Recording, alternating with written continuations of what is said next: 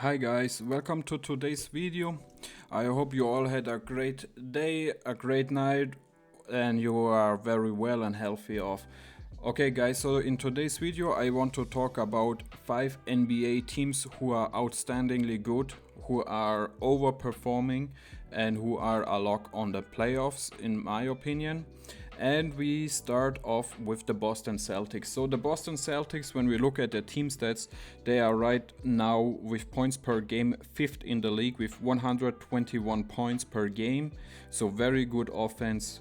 Of course, they have solid players like Tatum, outstanding player actually, Brown, Porzingis, Holiday, Al Horford, and others. So very good offensively. Off the bench, Hauser and Pritchard making their input. When we look into the next statistic, the rebounding, they are actually first. So I think they just beat the Minnesota Timberwolves on that stat. They used to be first there. Now the Celtics are there with 47 rebounds a game. That is actually surprising for me because Porzingis was never a great rebounder. Tatum and Brown both do some rebounding, but also not in double digits. And yeah, you do have like True Holiday, who is a solid guard to rebound. So that definitely made an impact. When we look into assists per games, they are 19th right now with 26 assists. Again, they have so many players who can create their own shot, so they don't need to run a lot of plays. So 19th in the league is solid for them. And if you look at the team defense, they are allowing the opponent team 110 points, and that gives them the 5th rank. So like offensively and defensively, they're both ranked 5th in the league at the moment.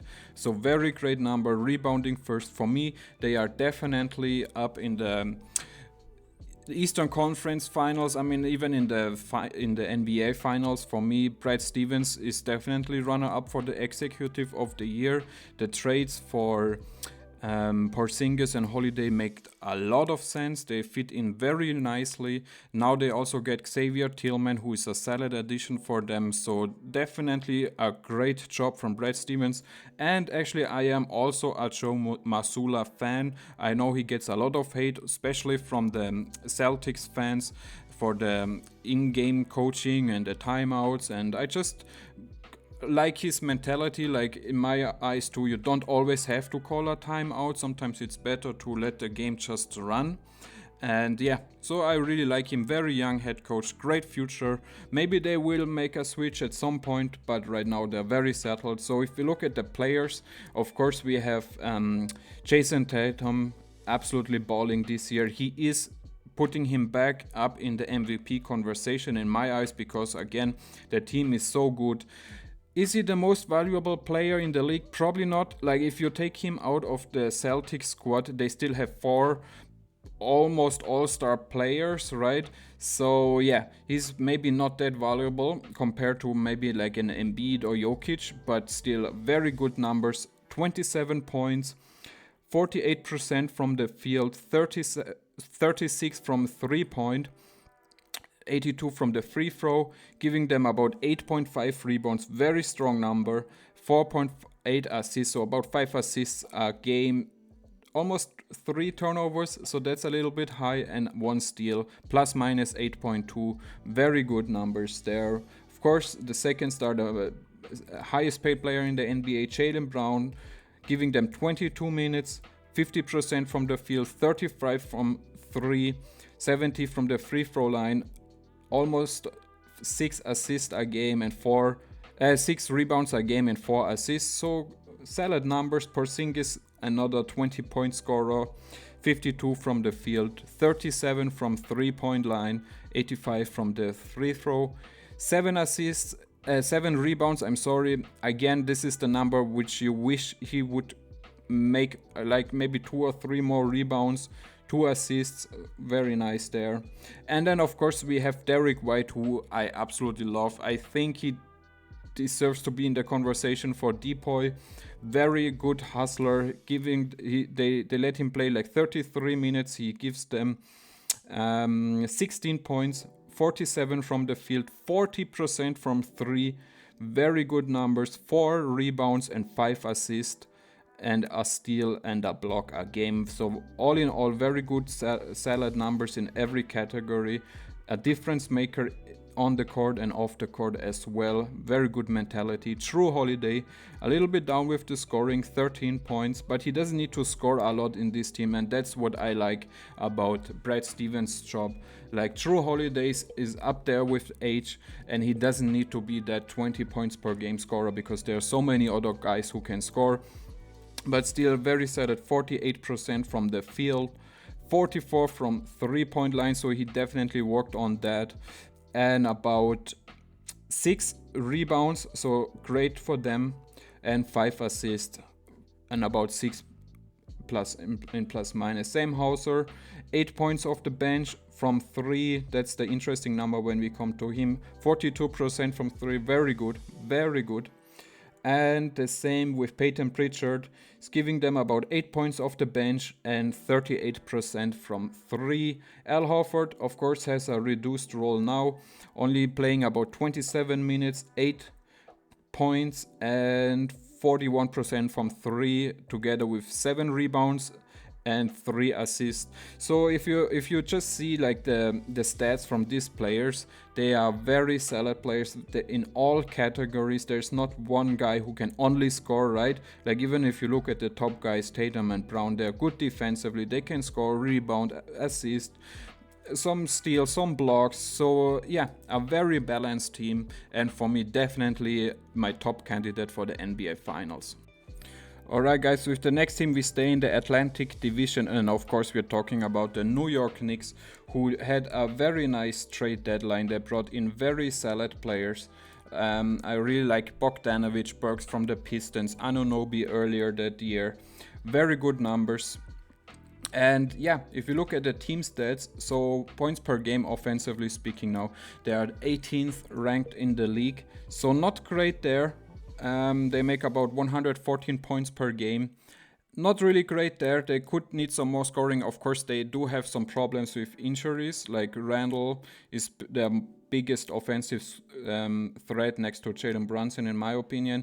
Mitchell Robinson is hurt. Anunoby is always a little bit hurt. But anyway, once everybody is back healthy, we do have to see how Randall is going to put up in the playoffs. Like, he has been a regular season guy, and I'm really looking forward to his next season in the playoffs, because that's where he let us down. I think he's mostly scored about 18 points in the playoffs, and in the regular season is always like 24-25 points per game, so big difference there.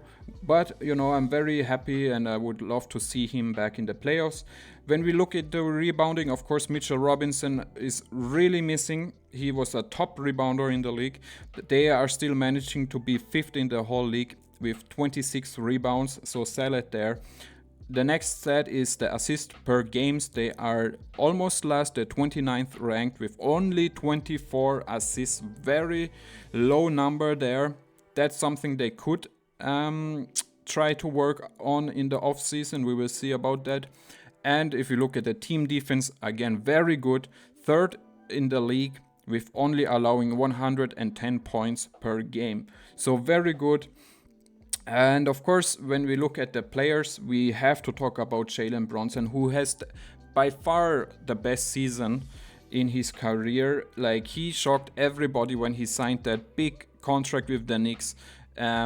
A lot of hate was going towards him, but he has shown that he is not about the money. He is about delivering. He has the dog mentality. He's like undersized, but he is hustling his butt off. Very nice player to watch. Very fun player to watch.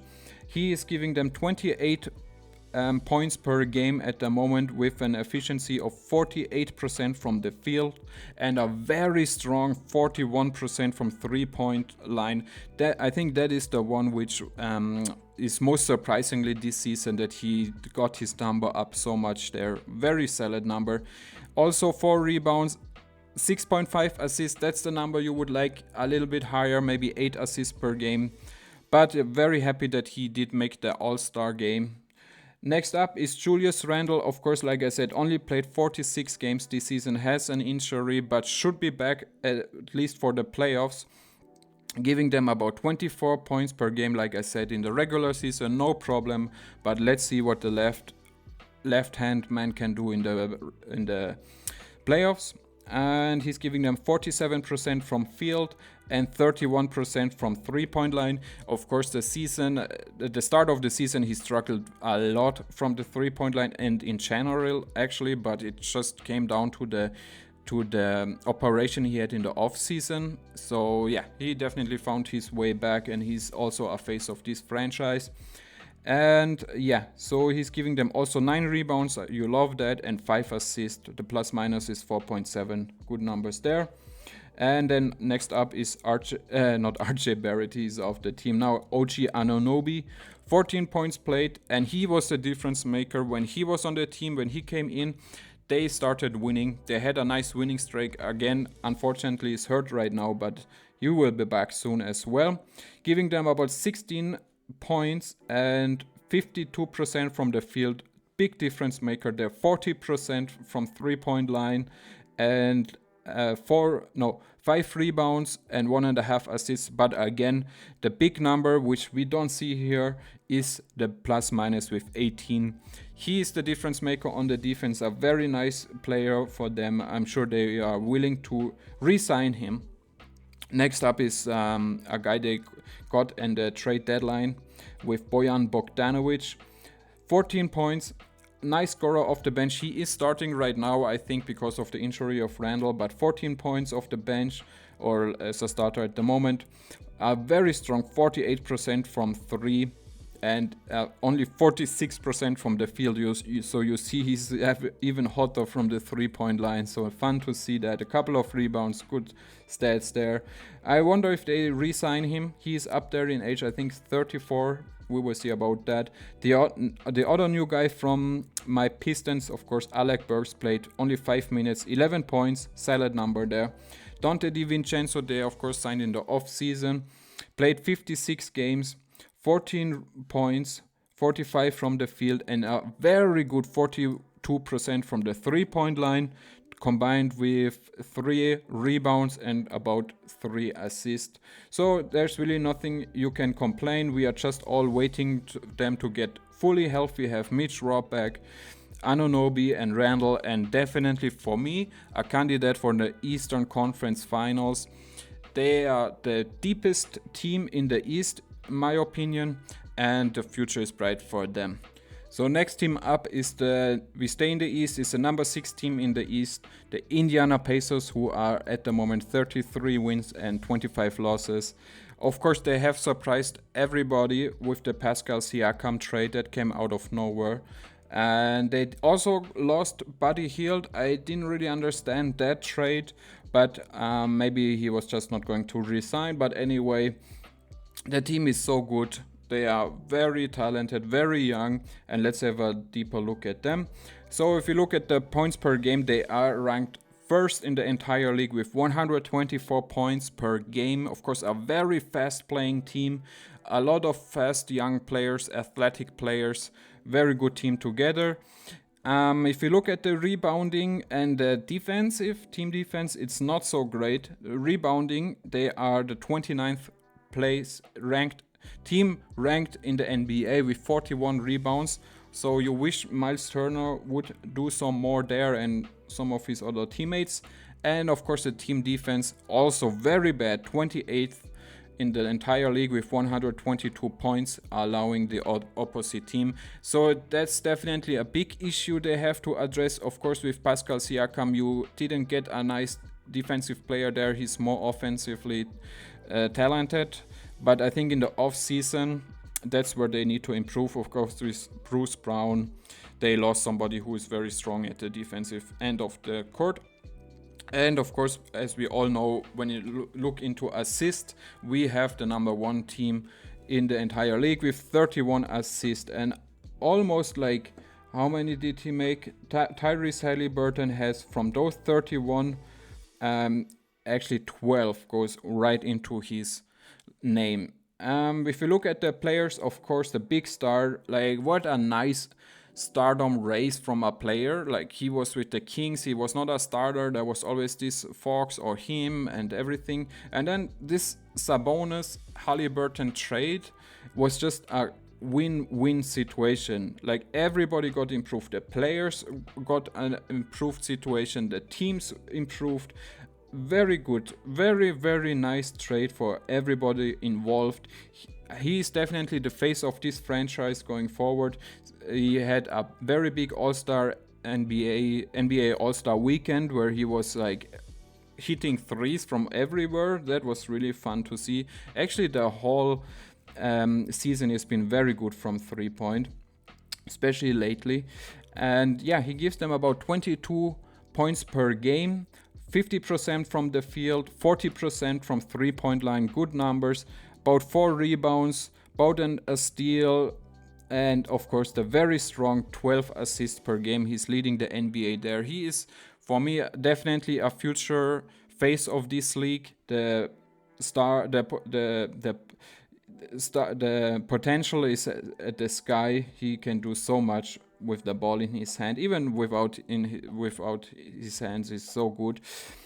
The next guy up is Pascal Siakam, who of course they acquired from the Toronto Raptors via trade. He played 17 games this season, about 21 points per game, 56% from the field, very good number there, and 42% from 3. Of course, only about 3 attempts, so you cannot say too much about this number. Of course, the rebounding you wish would be a little bit better. Only 7 rebounds a game. You would definitely wish there would be like about 9 rebounds a game. But solid 4 or 5 assists a game. Yeah. Miles Turner, very good season. He's kind of here to stay, I guess, for the whole career. He's always in trade talks. He never gets traded, and he just probably got himself a very nice home in Indiana. 17 points per game, 53 from the field, 33 from 3-point line with 4 attempts a game. So he is shooting the 3 ball a little bit. 7 rebounds, again, just like Siakam, you wish there would be about 9 or 10-ish. And yeah, of course, the 2 blocks, very good from him. Mathurin, scoring is a little bit down, 14 points per game. I don't know about his role. Is he a 6th man off the bench kind of guy? Is he a starter? I will start him. I see the potential in him. He has this dog mentality. He wants to play very hard. He does some trash talk like we saw with Jaden Ivey over the weekend, and a very talented player. So he should just stay and be patient in my opinion. 45% from the field, 37 from 3-point, and about 4 rebounds and 2 assists. So solid numbers there. And then we do have Aaron Nesmith, 13 points per game, 52 from the field, 45 from 3 with 5 attempts, so he does shoot the 3 quite often. And again, 1 assist and about a rebound a game. And then they have some solid role players like Taupin, Nembhard, McConnell, I'm a big fan of him, Isaiah Jackson, Jordan Nwora. I'm not sure if he's still on the team actually, but good, solid team, young team. We will see them in the future. They are here to stay. They will only get better and have such a nice floor general who reminds me a lot about Chris Paul in his young years. I hope he stays a long time in Indiana and brings them a championship. This year definitely makes the playoffs. I don't know how far they will go, but the playoffs should be a done deal for them. Alright, the next team up is of course the Los Angeles Clippers.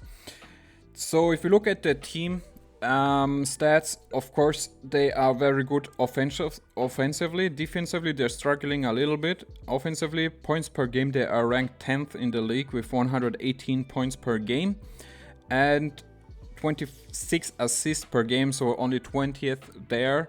Defensively, rebounding is a struggle for them, 20th in the league with only 43 rebounds, and team defense 10th with 113 points, allowing the other team to score on them. Right now they are 4th in the West with 37 and 19, and they did have a lot of struggle when James Harden came over in the trade. But since then, and of course the signing of Daniel Theis, who I'm a big fan of, their team really turned it around. They are now a top contender in the West. I think they are all the way up there with the Nuggets, in my opinion. And yeah, like it just really comes back on how much early in the season they made a trade for James Harden. You just see that they were able to have some time to figuring it out, and that is the reason why I have them for a deep playoff run, because they just, compared to the other teams who got their players at the trade deadline, they have some more months playing together with their star players, and that will help them a lot in my opinion. If you look at the player stats, of course Kawhi is finally having a healthy season, as does Paul George.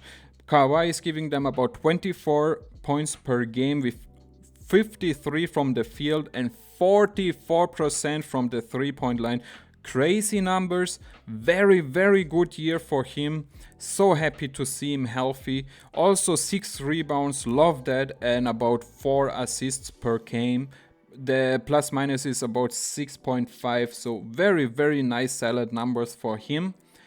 And next up, probably even the best season in his career, probably not in his entire career, but at least the last seasons, because he finally got healthy for a very long time. Let's hope he doesn't get injured.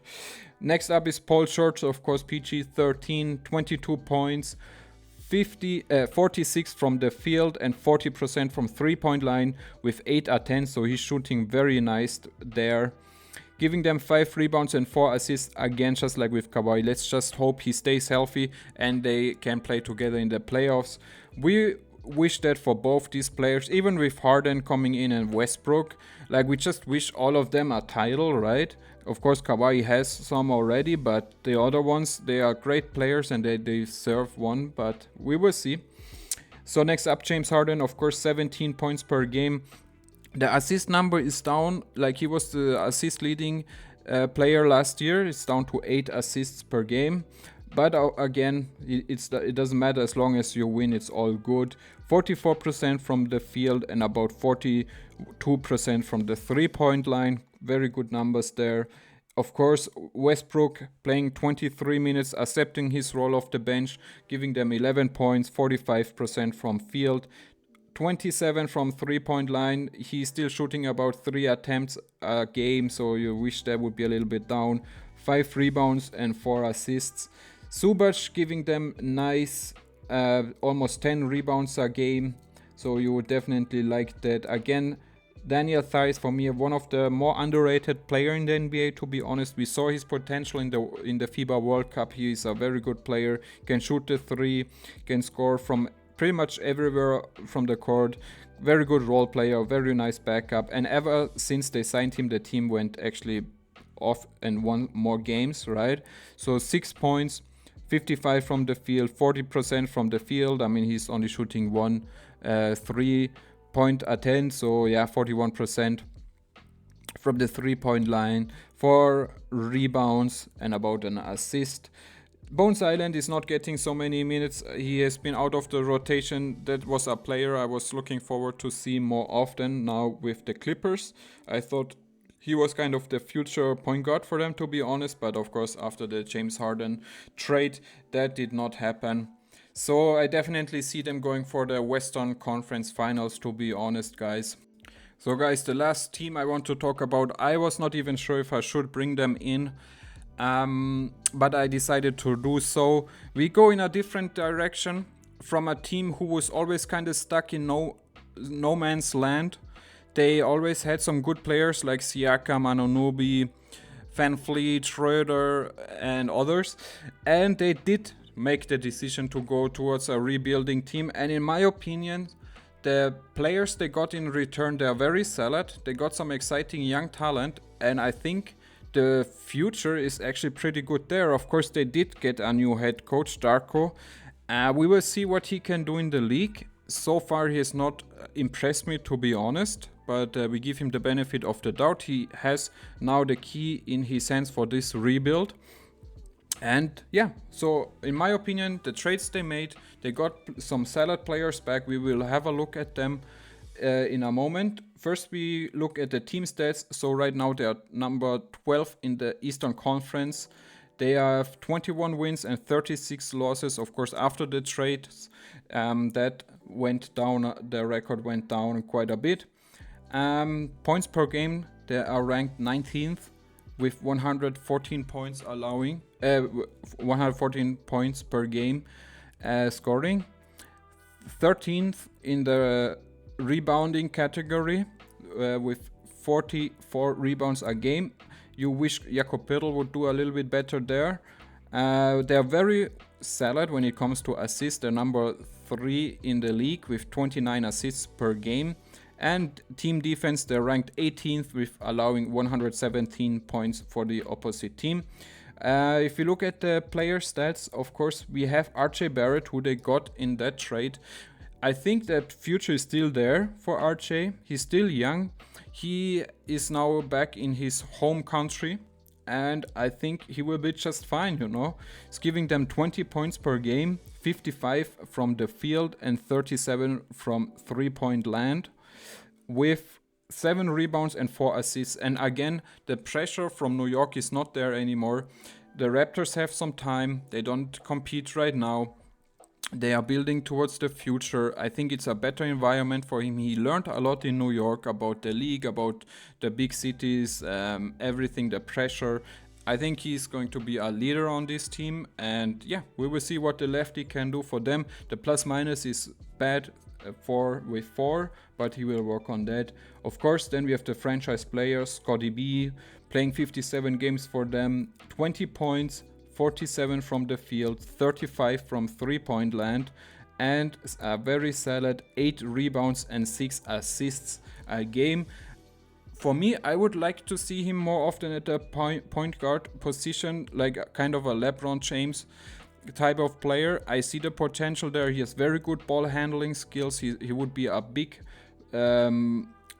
point guard. I would definitely love Darko to try that out more often. We have seen it in the past, but I would give him the chance again.